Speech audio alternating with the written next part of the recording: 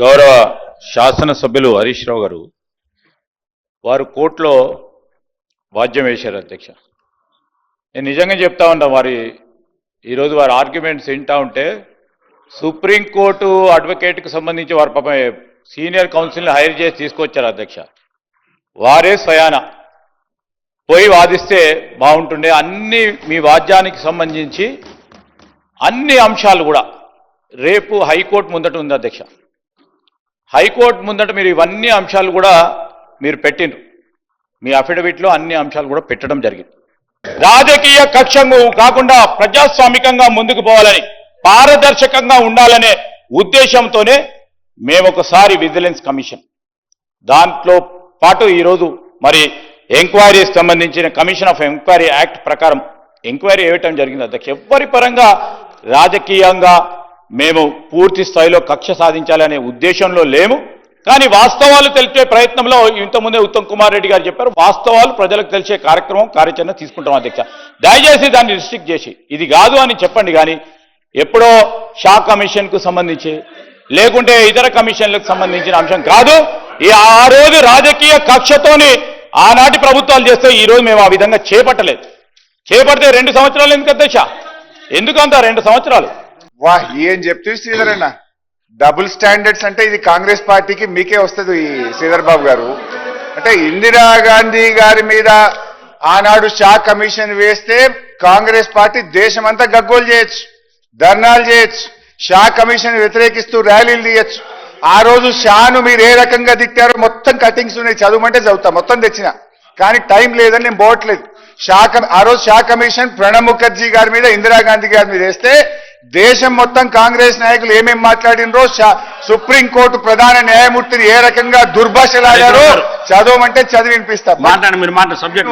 Subject లో బోదలుచుకున్నా. Speaker sir, గౌరవ సభ్యులు సీనియర్ శాసనసభ్యులు హరీష్ రావు గారికి మీరు కోర్టు కేసులు దాని గురించి ఇప్పుడు మాట్లాడదామే కాదు, మీరు మేడిగడ్డ, అన్నారం, సుందిల్ల బ్యారేజీలు దాని ద్వారా రాష్ట్రానికి 1,00,000 కోట్ల ప్రజాధనాన్ని దుర్వినియోగం చేసి అక్రమాలకు అవినీతిలు పాడుపడి ఈరోజు దాని మీద చర్చ జరుగుతున్నప్పుడు ఈ కేసుల విషయం అంటే నువ్వు కోర్టు పరంగా కోర్టుకు పోయి స్టే తెచ్చుకోనో, గోస్ కమిటీని రద్దు చేసో, నువ్వు శిక్ష తప్పించుకోవాలనో ఏదో చూస్తున్నట్టు నువ్వు మాట్లాడుతున్నట్టు నాకు అర్థమైంది.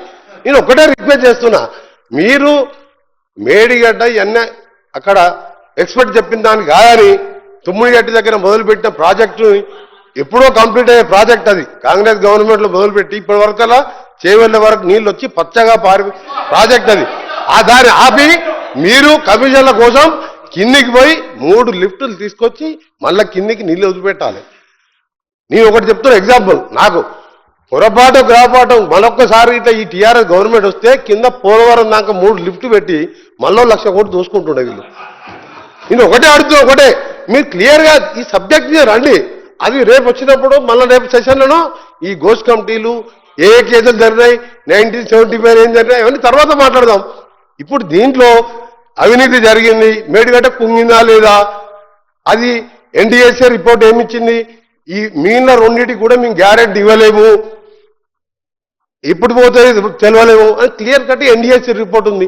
దాని మీద మాట్లాడటానికి ఇంత సీరియస్ సబ్జెక్ట్ని మీరు ఎక్కడో తీసుకెళ్లి డైవర్ట్ చేసి మీరు తప్పించుకోలేరు. మీరు గోస్ కమిటీ కాదు కదా, ప్రజలు శిక్షించరు.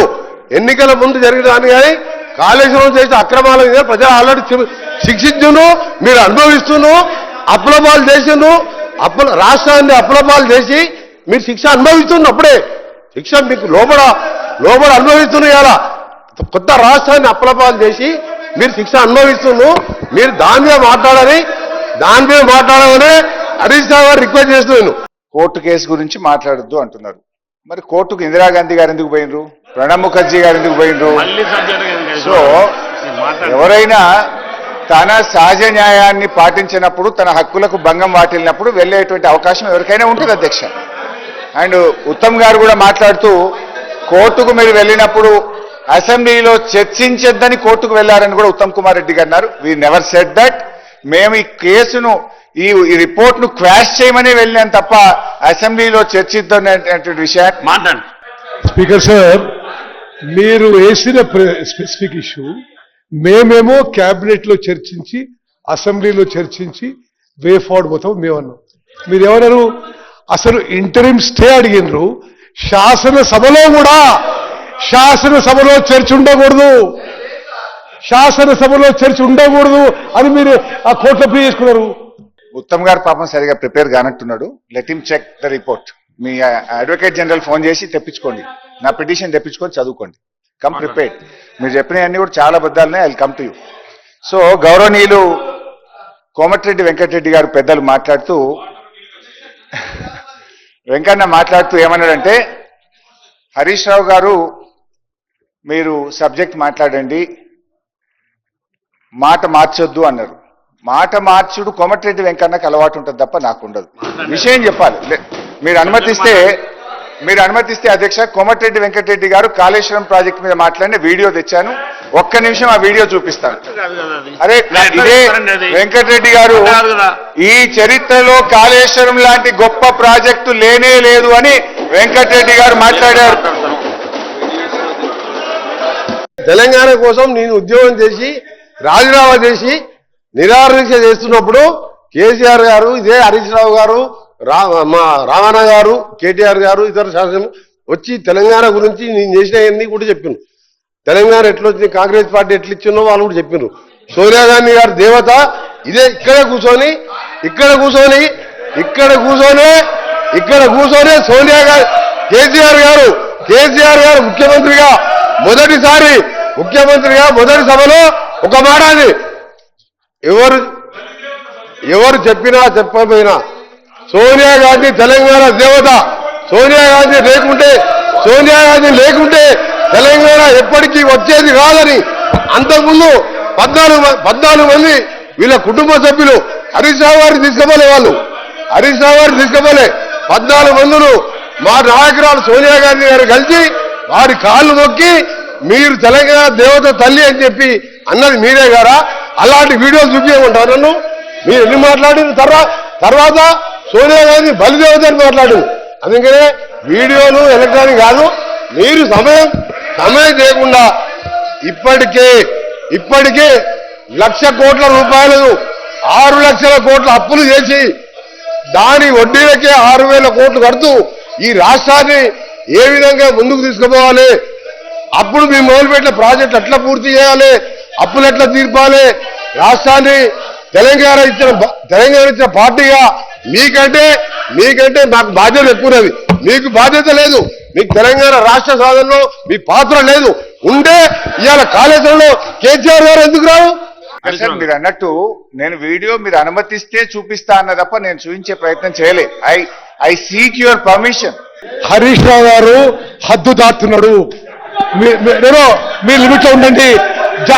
జరగలేదు సంఘటన, అట్లా జరగలేదు. మీరు అట్లా సిగ్గుండాలే. 1,00,000 కోట్ల ప్రాజెక్టు నాశనం చేసి ఇంకా నవ్వుతున్నావు మీదకని. నవ్వుతున్నావు, సిగ్గుండాలి నీకు. సరే, ఎనీవే చరిత్ర కాలం అన్ని విషయాలు తేలుస్తుంది. ఈ రిపోర్ట్ అయితే కోర్టు ముందు ఎట్లా నిలబడదు. బట్ ఈ రిపోర్ట్ అసలు ఎంత డొల్ల రిపోర్టో, ఎంత చెత్త రిపోర్టో చెప్పే ప్రయత్నం చేస్తా. రిపోర్ట్ లో ఏం చెప్పారు? The construction of barrage is shifted from Tammidihatti to Medigadda does not appear to be sincere and honest అనే పదాన్ని ఉత్తమ్ కుమార్ రెడ్డి గారు చదివి వినిపించారు. కమిషన్ చెప్పింది అని చెప్పారు. అంటే ఈ చెత్త రిపోర్ట్ అని ఎందుకు చెప్తున్నానో ఇప్పుడు I will explain now how trash this is. అయితే అధ్యక్ష, హైడ్రాలజీ విభాగం చెప్పిన లెక్కల ప్రకారంగా మీరేదైతే 160 టీఎంసీల నీళ్లు అక్కడ తీసుకోవాలనుకుంటున్నారో ఆ నీళ్లు అక్కడ లేవు అని ఎవరు చెప్పారు? కేంద్ర జల సంఘం చెప్పింది. Central water commission dated 18/2/2015. I will read out the letter. ఇది నాది కాదు, సెంట్రల్ వాటర్ కమిషన్ కేంద్ర ప్రభుత్వం ఇచ్చిన లెటర్. 18/2/2015 లో ఏం చెప్పారు ఈ లెటర్ లో? In case there arises a need for release of ecological flows as one of the condition in general being imposed nowadays by MOEF wherein 30% monsoon flows, 25% non-monsoon, 20% in lean season, corresponding to 75% dependability year being advocated to be released. Under such circumstances, the proposed diversion of 160 TMC water may not be available for utilization. The strategy to meet out planned utilizations under such circumstances may be clearly brought out. అంటే ఇది 18 ఫిబ్రవరి 2015 అధ్యక్ష. అయితే ఇక్కడ ఒక point చెప్పాలి అధ్యక్ష. మా ప్రభుత్వం ఏర్పడ్డది జూన్ 2014. ఆ 8 నెలల కాలంలో నీళ్ల మంత్రిగా నేను మహారాష్ట్రకు వెళ్లి ఆనాటి మహారాష్ట్ర కాంగ్రెస్ మంత్రి ముషరఫ్ వారిని నేను కలిసి మాట్లాడాను. అయ్యా మాకు తెలంగాణ వచ్చింది, మేము ప్రాణహిత కట్టుకుంటాము, మాకు అనుమతి ఇవ్వండి అంటే, మీరు మర్చిపోండి, ఆనాడు ఢిల్లీలో కాంగ్రెస్, ఏపీలో కాంగ్రెస్, మహారాష్ట్రలో కాంగ్రెస్, మా వాళ్ళు కాంగ్రెస్ వాళ్ళు ఉన్నప్పుడే 7 సంవత్సరాలు అడుగుతూనే మేము దీనికి అనుమతి ఇవ్వలేదు, మా రాష్ట్రంలో తీవ్ర వ్యతిరేకత ఉన్నది, మేము అనుమతి ఇచ్చే ప్రశ్నే లేదు అని చెప్పి ఆనాటి కాంగ్రెస్ మంత్రి ముషరఫ్ గారు చెప్పారు. సరే ఎలక్షన్స్ అయినాయి, 6 నెలల తర్వాత కొత్త ప్రభుత్వం వచ్చింది. ఆ కొత్త బీజేపీ ప్రభుత్వం ఏర్పడితే నాటి ఇరిగేషన్ బీజేపీ మంత్రి దగ్గరికి కూడా నేను వెళ్ళాను. అయ్యా మేము ఇక్కడ కట్టుకుంటాం, కొత్త రాష్ట్రం నీళ్ల కోసం ఉద్యమం జరిగింది, దయచేసి మాకు అనుమతి ఇవ్వండి 152 మీటర్లలో అంటే ఆయన కూడా సమస్య లేదు, మేము ఒప్పుకునే ప్రశ్నే లేదన్నారు. దెన్ కేసీఆర్ గారు స్వయంగా మహారాష్ట్రకు వెళ్లి మహారాష్ట్ర ముఖ్యమంత్రిని అన్ని రకాల ప్రయత్నం చేసిన, ఆనాటి గవర్నర్ విద్యాసాగర్ రావు గారి సమక్షంలో ఎన్ని ప్రయత్నాలు చేసినా, నేను దీని మీద పోరాటం చేసినా, అరెస్ట్లు అయినాము, మేము ఒప్పుకునే ప్రశ్నే లేదు అని చెప్పి మహారాష్ట్ర తేల్చి చెప్పింది. చెప్పడమే కాదు, లెటర్ కూడా రాశారు. I read out that letter. So ఒకవైపు మహారాష్ట్ర ఒప్పుకొని అనడం, మరొక వైపు 18 గౌరవ ముఖ్యమంత్రి గారు ఈ సభలో అసంపూర్తి సమాచారాన్ని ప్రస్తావించడం ద్వారా సభనే కాదు తెలంగాణ సమాజాన్ని అంతా తప్పుదోవ పట్టించాలనే ప్రయత్నం వాళ్ళ మాటల్లో కనిపిస్తుంది. వారు ఏదైతే లేఖల గురించి మాట్లాడుతున్నారో, తెలంగాణ రాష్ట్రం ఏర్పడ్డ తర్వాత నీటి కేటాయింపులు ఉన్నాయి లేవు అని ఏదైతే చెప్పినరో, 13 మార్చి 2015 శ్రీమతి ఉమాభారతి గారు తెలంగాణ రాష్ట్ర ప్రభుత్వానికి రాసిన లేఖ నేను చదివినిపిస్తాను అధ్యక్ష.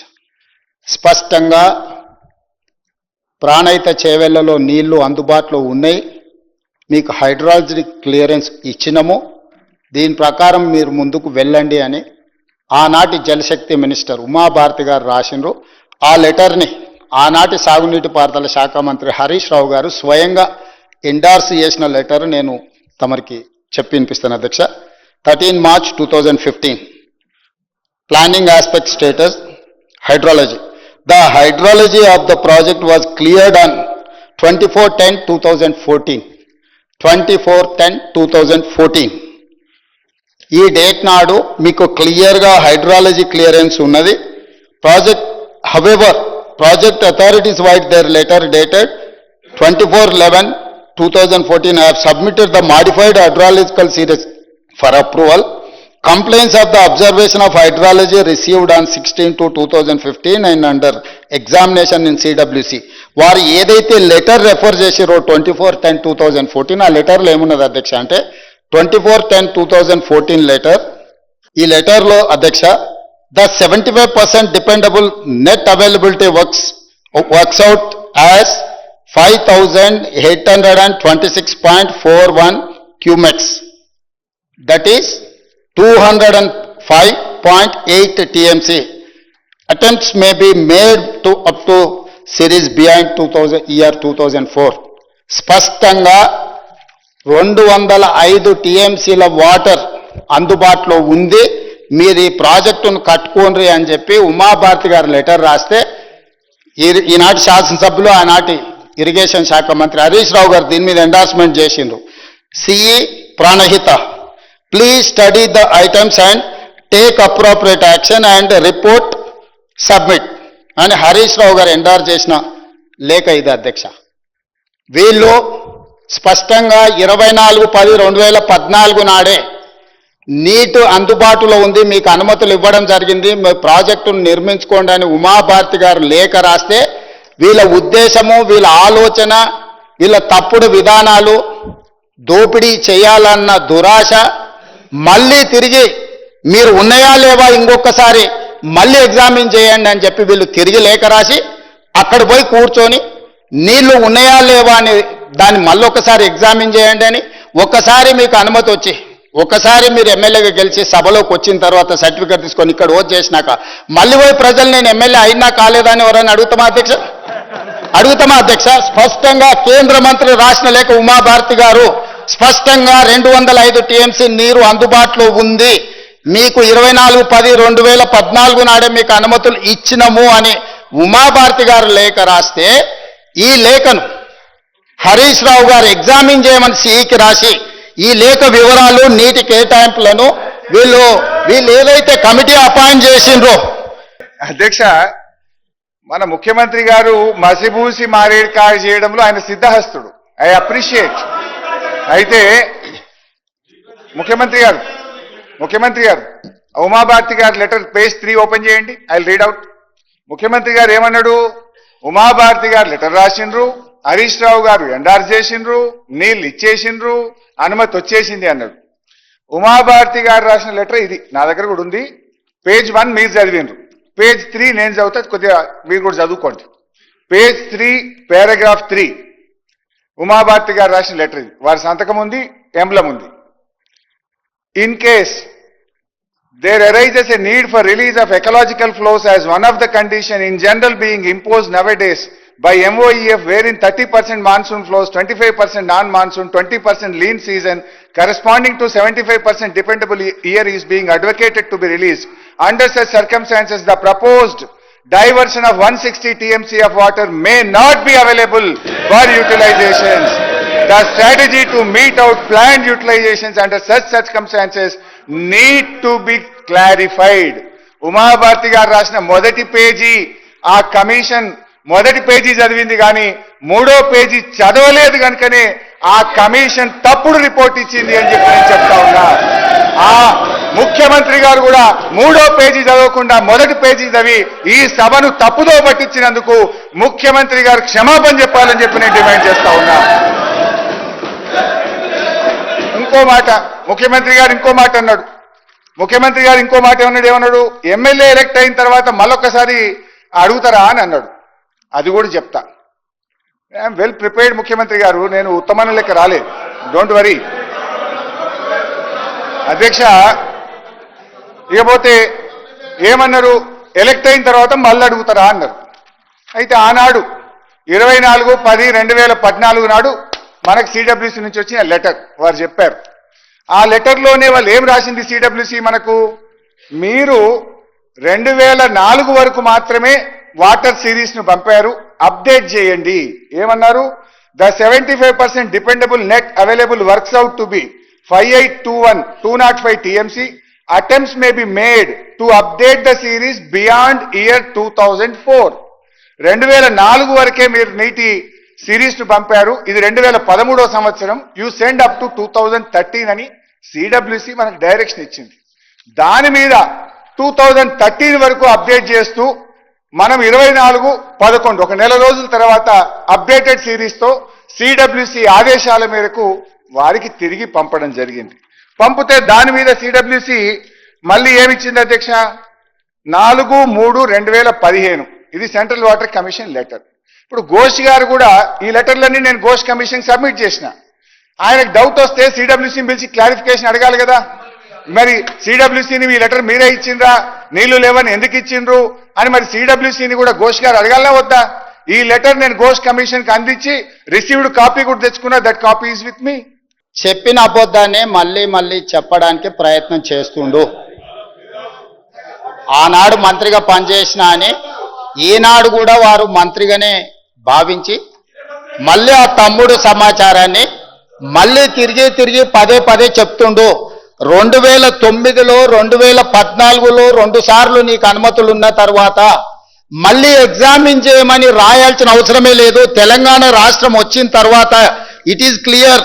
14/10/2014లో కేటగారికల్గా మీకు రిపోర్టు డీటెయిల్ రిపోర్ట్ ఇచ్చి మీకు పర్మిషన్ ఇచ్చిన తర్వాత ప్రాణహిత చేవెళ్ల సుజల స్రవంతి ప్రాజెక్టు మీద మీకు క్లియర్గా 2009లో ఒక్కసారి, 2014లో తెలంగాణ రాష్ట్రం వచ్చిన తర్వాత ఇంకొకసారి నీరు అందుబాటులో ఉన్నాయని చెప్పిన తర్వాత మళ్ళీ మీరు నీళ్లు అందుబాటులో ఉన్నాయా లేవా అని పోయి అడుగుతున్న వెంటనే ఉన్నాయి, 2009 లేఖ ప్రకారం నీరు అందుబాటులో ఉంది, 2014 లేఖ ప్రకారం నీరు అందుబాటులో ఉంది, మేము తుమ్మిడేటి దగ్గరనే ప్రాజెక్టు నిర్మించుకుంటామని వాదించాల్సిన వీళ్ళు ఆ పని చెయ్యకుండా వీళ్ళు అక్కడి నుంచి ఊరు మార్చి పేరు మార్చి అంచనాలు మార్చి తెలంగాణ ప్రజల సొమ్మును 1,00,000 కోట్లు కొల్లగొట్టాలన్న ఆలోచన చేసి తప్పుడు పనులు చేసి తెలంగాణలో దోపిడీకి పాల్పడి మళ్ళీ తప్పుదోవ పట్టించడానికి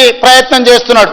నేను స్పష్టంగా అడుగుతున్న, 2009లో మీకు అనుమతి ఉంది, 2014 14/10/2014లో మీకు అనుమతి ఉందని 15 ఉమాభారతి గారు ఎప్పుడు రాసింది అధ్యక్ష? 13 మార్చి 2015లో రాసింది. మీకు ఎప్పుడు తెలంగాణ జూన్ 2, 2014లో వస్తే తెలంగాణకు స్పష్టంగా 14/10/2014 నాడు మీకు నీళ్లు అందుబాటులో ఉన్నాయి, మీరు ప్రాజెక్టు కట్టుకోండి అని ఇచ్చిండ్రు. 13 మార్చి 2015 ఇక్కడి నుంచి దాదాపుగా 5-6 నెలలు ఉమాభారతి గారు రాసిన లెటర్ వచ్చిన తర్వాత మేము దీన్ని ఎగ్జామిన్ చేసినామని వారు చెప్తున్నారు. ఈ రోజు తెలంగాణ రాష్ట్రం వచ్చిన తర్వాత హరీష్ రావు గారు, విద్యాసాగర్ రావు గారు మహారాష్ట్ర గవర్నమెంట్తో కూర్చొని చర్చించుకున్నప్పుడు చర్చ అంతా ఎక్కడొచ్చింది అధ్యక్ష? నీళ్లు అందుబాటులో ఉన్నాయా లేవా అని కాదు, చర్చ జరిగింది ఆనాడు 1975లో ఎస్బి చవాన్, వెంగళరావు గారి మధ్యలో జరిగిన ఒప్పందం నుంచి మొదలు పెడితే డాక్టర్ వైఎస్ రాజశేఖర రెడ్డి గారు మొదలుపెట్టిన ప్రాణహిత చేవెళ్ల వరకు 148 మీటర్ల ఎత్తున కట్టుకోవాలనా, 152 మీటర్ల ఎత్తున తుమ్మిడేటి దగ్గర బ్యారేజ్ కట్టుకోవాలనా అనేది చర్చ అధ్యక్ష. మహారాష్ట్ర వాళ్ళు 148 మీటర్ల కట్టుకోండి, మాకు సబ్మెర్జ్ అంటే మా భూమి ముంపు తక్కువ ఉంటుంది అని వాళ్ళు అన్నారు. ఆనాడు ఉమ్మడి ఆంధ్రప్రదేశ్ కానీ తెలంగాణ రాష్ట్రం కానీ ఏమన్నదంటే 152 మీటర్ల ఎత్తు కట్టుకుంటే మేము 160 టీఎంసీల నీళ్లు తీసుకోవడానికి అవకాశం ఉంటుంది, మమ్మల్ని 165 టీఎంసీల నీళ్లు తీసుకోవడానికి మీరు అనుమతి ఇవ్వండి అని ఇది చర్చ జరిగింది. డబ్బు అన్ని కోట్లు ఖర్చు పెట్టారు, ఆ ప్రాజెక్టుని కంప్లీట్ చేయాలని ఈ ప్రభుత్వం చిత్తశుద్ధితో పనిచేస్తుంది అధ్యక్ష. మీరు కేవలం మీ స్వార్థం కోసం, మీ స్వలాభం కోసం అక్కడ రాజీవ్ సాగర్, ఇందిరాసాగర్ ని రీడిజైన్ పేరుతో దాన్ని ఎత్తి సీతారామ ప్రాజెక్టు తీసుకొచ్చారు. ఇక్కడ తుమ్మిడేటి దగ్గర ఈ ప్రాజెక్టు ఎత్తి మేడిగడ్డ కాళేశ్వరం పేరుతో ఈ ప్రాజెక్టును తీసుకొచ్చి టోటల్ గా ఒకే ఒక కాన్సెప్ట్ తో ఎట్లా 1,00,000 కోట్లు మనం కొల్లగొట్టాలనే కాన్సెప్ట్ తోనే ఈ ప్రాజెక్టు చేశారు అనేదే ఆ కమిషన్ పూర్తి నివేదికలో ఇచ్చిందన్నది తమల ద్వారా గౌరవ సభ్యులకి రాష్ట్ర ప్రజలకు కూడా తెలియజేస్తున్న అధ్యక్ష. సీతారామ ప్రాజెక్ట్ గురించి మాట్లాడినారు. మరి సీతారామ ప్రాజెక్టుకు శంకుస్థాపన చేసినప్పుడు కేసీఆర్ గారు పక్కనే ఉన్నారు కదా, వారు ఈ was very much presence in that meeting. మాయ మాటలు, మాయ కథ, రోజుకొక డ్రామా చేసే స్వభావం కాదు. మీరు విజువల్స్ తీసుకోండి. మీరు సీతారామ ప్రాజెక్టు చేసేటప్పుడు మీ పార్టీలోనే నేను లేను. ఏం మాట్లాడుతున్నారు? మళ్ళీ చెప్తున్నా, మీరు ఏ ప్రాజెక్టు కట్టినా మీరు గుండె మీద చేసుకొని గుండె మీద చేసుకొని చెప్పండి. హరీష్ రావు గారు, ఏదైతే ఆనాటి ముఖ్యమంత్రి కేసీఆర్ గారు అక్కడ ఏదైతే ఆ కంప్యూటర్ ఆపరేటర్ చూపించే బొమ్మని గూగుల్ చూపించి మీరు డిజైన్లు చేశారే తప్ప తెలంగాణ ప్రజల కష్టాలు, తెలంగాణ ప్రజల సొత్తుని కాపాడాలని ఉద్దేశంగా మీరు కూడా మాట్లాడే ఆ రోజు అవకాశం మీకే లేదు. నేనాడున్న మీ పార్టీలో సీతారామ చేసేనాడు గుర్తు తెచ్చుకోండి. అపోజిషన్ లీడర్ ఉండి మీరు ఏదైతే ఖమ్మం జిల్లాలో ఫౌండేషన్ వేసేటప్పుడు రోళ్లపాడు దగ్గర నేను పార్లమెంటు సభ్యుడిగా వైఎస్ఆర్ కాంగ్రెస్ పార్టీలో ఉన్నా, గుర్తు తెచ్చుకోండి. 9 ఏళ్లు బీఆర్ఎస్ పార్టీలోనే ఉన్నారు కదా. సీతారామ ప్రాజెక్ట్ నిర్మించేటప్పుడు ఏ రోజు కూడా మీరు వ్యతిరేకించలే కదా, ఆ రోజు కూడా వ్యతిరేకించలే. ఎనీవే, అయితే బీఆర్ఎస్ లో ఉంటే ఒప్పు, కాంగ్రెస్ లో పోతే తప్పైతుందా సార్? ఎనీవే, ఇప్పుడు పొంగులేటి గారిని ఒక విషయంలో ఐ అప్రిషియేట్, వారికి ధన్యవాదాలు కూడా చెప్పాలి. నేను ఒక మాట ఏమన్నారంటే 2014 కంటే ముందు మేము 5,500 ఖర్చు పెట్టాం. సరే, 5,500లో మొబిలైజేషన్ అడ్వాన్స్ ఎంత, అది కథ వేరే, తర్వాత చెప్తారు. సరే, తర్వాత ఏమన్నారంటే 6,100 బీఆర్ఎస్ పార్టీ ఖర్చు పెట్టిందని చెప్పినందుకు నేను థ్యాంక్స్ చెప్తా ఉన్నా. ఎందుకు ఈ థ్యాంక్స్ చెప్తున్నా అంటే అధ్యక్ష, దట్ షోస్ అవర్ సిన్సియారిటీ. అంటే మేము 2014 జూన్ 2 అధికారంలో వచ్చిన తర్వాత 7-8 నెలల పాటు యథావిధిగా ప్రాణహితను కట్టాలని అన్ని ప్రయత్నాలు చేశాము, ప్రాజెక్టును కొనసాగించాము. ఆ తర్వాత వరుసగా మహారాష్ట్రతో 5-6 మీటింగులు పెట్టడం, వాళ్ళు ససేమిరా అనడము, ఆ తర్వాత సిడబ్ల్యూసి నీళ్లు లేవనడము, తమ్మిడిహట్టి దగ్గర wild life project Chaprala wild life ఉందన్న తర్వాత ఇక లాభం లేదు అని చెప్పి మేము 8 నెలల తర్వాత నిర్ణయం తీసుకున్నాం. మేము ముఖ్యమంత్రి గారు చెప్పినట్టు ప్రీ డిటర్మైండ్ లేము. అన్ని ప్రయత్నాలు చేసిన తర్వాత మహారాష్ట్ర ఒప్పుకోలేదు. ఇది ఒకటి. తుమ్మిడిహట్టి దగ్గర 8 నెలలు ఓపిక బట్టి మేము 6,005 మీలాగా మేము అబద్ధాలు పొద్దున్న లెగిస్తే చెప్పం. మీరు 6,100 కోట్లు ఖర్చు పెట్టింది అన్నది మీరు అది మీ ఇంట్లో సొమ్ము కాదు, మా ఇంట్లో సొమ్ము కాదు, అది ప్రజల సొమ్ము. మీరు ఖర్చు పెట్టిన దాన్ని బేఫికర్గా ఖర్చు పెట్టారనే చెప్తున్నాం. అది మిమ్మల్ని అప్రిషియేట్ చేశామా మీ చిత్తశుద్ధిని గురించి కాదు. అంత ఖర్చు పెట్టిన మీరు ఆ ప్రాజెక్టుని వైండప్ చేసేటప్పుడు సుమారు 11,000 కోట్లు పైగా ఖర్చు పెట్టాం కదా, ఎందుకని మీకు ఆలోచన రాలేదనేది కూడా నేను మరొక్కసారి కూడా వారిని అడుగుతున్నా. అయితే మీరు తుమ్మిడిహట్టి దగ్గర కట్టడం కోసం 8 నెలలు ఆలోచించినప్పుడు మేడిగడ్డ, సుందెల్ల ఏదే బ్యారేజీలు 3 అన్నారం బ్యారేజీలు 3 కట్టేటప్పుడు 1 నెల రోజుల్లోనే మీరు డిపిఆర్లు, ఎస్టిమేట్లు, టెండర్లు, ఫౌండేషన్లు ఏమాత్రం వచ్చింది? అర్ధరాత్రి కట్టాలన్న ఆలోచన ఎందుకు వచ్చింది? ఇందాక గౌరవ సభ్యులు ఆదివారం నాడు సభ పెడితే ఏదో చేయడానికి పెట్టారంటున్నారు. ఏమి అర్ధరాత్రి సుమారు 1,47,000 కోట్ల రూపాయలు చేసే ప్రాజెక్టులు కట్టేటప్పుడు 25 రోజుల్లో మీరు ఎలా ఫైనల్ చేయాలని మీరు అవన్నీ కూడా డెసిషన్ తీసుకున్నారు. అక్కడైతే 8 నెలలు ఆగినట్టున్నారు. ఇక్కడ 25 రోజుల్లో తొందరపడి డెసిషన్ తీసుకోవాల్సిన అవసరమే వచ్చింది. ఒక్కసారి గుమ్మడికాయల దొమ్మ అంటే మీ వెనక మీ స్వార్థం, ఎలా మనం కొల్లగొట్టాలి, ఏం చేయాలి, ఈ కొల్లగొట్టే దాన్ని ఆలోచనతో మీ తాపత్రయం తప్ప తెలంగాణ ప్రజల కోసం మీ తాపత్రయం ఏంటన్నది ఆ కమిషన్ రిపోర్ట్ చెప్తుంది. అధ్యక్ష, పొంగులేటి గారు చెప్పింది పూర్తిగా సత్యదూరం. 25 రోజులు అన్నారు. వ్యాప్కోస్ took more than 6 months to give the report. వ్యాప్కోస్ రిపోర్ట్ వచ్చిన తర్వాత మళ్ళీ టెండర్స్ పిలవడానికి కూడా నాకు సబ్జెక్ట్ టు కరెక్షన్ 2-3 నెలలు పట్టింది. 25 రోజుల్లో రాత్రికి రాత్రి తీసుకున్న నిర్ణయం కాదు. Let him correct. ఒకటి. ఇక రెండవది అధ్యక్ష, సరే మేము ఆ 11,000 కోట్లు వృధా అయింది అనేది కూడా తప్పు. ఆ వృధాను ఆదా చేసే ప్రయత్నం చేసినాం. ఇప్పుడు it is not just Tummidihatti, package 6, 7, 8 ఎక్కడెక్కడ దాకానో మీరు తవ్వి పెట్టినారు. వాటన్నిటినీ సద్వినియోగం చేయడానికి నీళ్లు లేని చోట నుంచి నీళ్లు ఉన్న చోటకు ప్రాజెక్టును మార్చడం జరిగింది. సోర్స్ ఒక్కటే మారింది తప్ప వేరే ఏం మారలేదు. ఇకపోతే అధ్యక్ష, గౌరవ ముఖ్యమంత్రి గారు కొన్ని విషయాలు చెప్పారు. సేమ్ పొంగులేటి గారు కూడా అదే చెప్పారు. ఇద్దరికి కలిపి నేను సమాధానం చెప్తా. విషయం ఏంటంటే అధ్యక్ష, 2009లోనే హైడ్రాలజీ క్లియరెన్స్ వచ్చిందని ఇటు ముఖ్యమంత్రి గారు ఇటు మిత్రులు పొంగులేటి గారు చెప్పారు. 2009 నుంచి 2014 దాకా ఈ రాష్ట్రంలో అధికారంలో ఉన్నది ఎవరు? మంత్రులుగా ఉన్నది మీరే కదా. ఆ రోజు కూడా 5 ఏళ్లు అధికారంలో ఉంటే తమ్మిడిహట్టి దగ్గర తట్టెడు మట్టి ఎందుకు తవ్వలేదు అని అడుగుతా ఉన్నా. It is all farce. What you are talking is farce.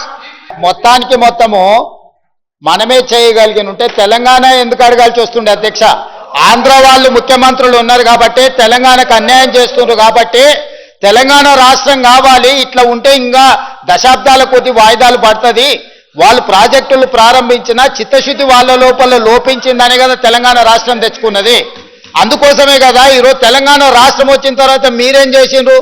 ఏనుగులను తినేటోడు పోయిందంటే పీన్గలు తినేటోడు వచ్చిండని వాళ్ళు పోయారు. వాళ్ళతో పాటు పీన్గలను తినేటోళ్ళు వచ్చారు అధ్యక్ష.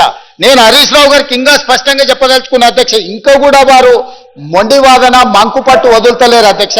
ఇదే కమిషన్ లో క్లియర్ గా పేజీ నెంబర్ 62, 63లో వారు చదువుకో. పేజీ నెంబర్ 34లో ఏం చెప్పిండ్రు అధ్యక్ష? నేను వారికి చదివి వినిపించదలుచుకున్నా. The reason that there is no availability of water at Tummidihetti, the construction of barrage is shifted from Tummidihetti to Medigadda does not appear to be sincere and honest. అదే లైన్లో it has to be held that the government of Telangana has not exercised due diligence and propriety in deciding to shift the location of barrage from Tummideti to Medigadda. ఇది page number 34. ముఖ్యమంత్రి గారు ఒక మాట ఏమన్నారంటే చర్చ జరగద్దని అంటున్నా అన్నారు. నేను ఐఎమ్ ప్రిపేర్డ్. రాత్రి 2 అయినా ఎర్లీ మార్నింగ్ దాకా నేను మాట్లాడిన రెడీ ఉన్నా. నా మైక్ కట్ చేయకండి అంతే. I will answer every of your question. Don't cut my mic. ఇప్పుడు ఏమైంది స్పీకర్ సార్? శ్రీధర్ బాబు గారు 3 సార్లు లేచిండ్రు, వెంకటరెడ్డి గారు 2 సార్లు లేచిండ్రు, ముఖ్యమంత్రి గారు 4 సార్లు లేచిండ్రు, పొంగులేటి గారు 3 సార్లు లేచిండ్రు, ఉత్తమ్ గారు 1 సారి లేచిండ్రు. ఇప్పటికే ఇంతమంది లేచిండ్రు, నేను పావులో కూడా కంప్లీట్ చేయలేదు. ఇప్పుడు వాళ్ళ క్వశ్చన్లకు ఆన్సర్ చేయాలన్నా, నా సబ్జెక్ట్ మాట్లాడాలన్నా? ఇది నాకు వచ్చిన సమస్య ఒకటి. ఇక రెండోది, ముఖ్యమంత్రి గారు ఒక మాట అన్నారు, తెలంగాణ ఎందుకు తెచ్చుకున్నాం? సరే, ఒకడు ఒప్పుకున్నారు, ఆనాడు మేము చేత కాలేదు, మంత్రులం ఉమ్మడి ఆంధ్రప్రదేశ్లో చేయలేకపోయినామన్నారు. సరే, ఓకే. మరి తెలంగాణ వచ్చి కూడా 2 సంవత్సరాలు అయింది కదా, ఇప్పటికీ తమ్మిడి హట్టి దగ్గర తట్టెడు మట్టి ఎందుకు రావాలి? గ్రావిటీ ద్వారా నీళ్ళు ఎందుకు తేలే? 2 ఏళ్ళు అయింది కదా. What are you doing?